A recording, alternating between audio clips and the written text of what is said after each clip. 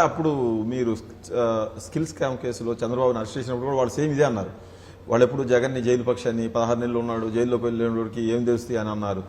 అది జగన్ అనిపించుకుంటున్నాడు కాబట్టి చంద్రబాబును లోపల వేస్తే ఇంకా సమానం అయిపోద్ది, నన్ను అనలేరు వాళ్ళని అనలేరు. ఇప్పుడు మళ్ళీ మీరు రెండింటి మధ్య అడుగుతాడు.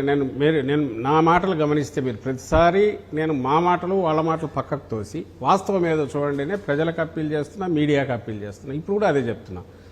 నిజంగా జగన్మోహన్ రెడ్డి గారు తనను చంద్రబాబు నాయుడు కాంగ్రెస్తో కుమ్మక్కై ఆ రోజు అరెస్ట్ చేయించాడు, దానికి బదులుగా ఆయన్ను వేయాలి 4 రోజులు 10 రోజులు అనుకుంటే వచ్చిన ఏడాదిలోగా ఇప్పుడు చంద్రబాబు నాయుడు ఏ ప్రయత్నం అయితే చేస్తున్నాడో అప్పుడే చేసేవాడు. ఎందుకంటే బాగా హైలో ఉన్నప్పుడు that should be the time. ప్రజలు కూడా ఎవరు క్వశ్చన్ చేయరు, డౌట్ రాదు. ఎందుకు 3 ఏళ్ళు 4 ఏళ్ళు ఎందుకు పట్టింది అంటే ఆధారాలన్నీ పూర్తి ఎవిడెన్స్లన్నీ కరెక్ట్గా ఇచ్చేస్తున్నారా, ఇన్వెస్టిగేషన్ ప్రాపర్ జరిగి పక్కా ఎవిడెన్స్ ఉంటేనే చేయండి అని ఆయన డైరెక్షన్ ఇచ్చినందువల్లనే అంత సమయం పట్టింది.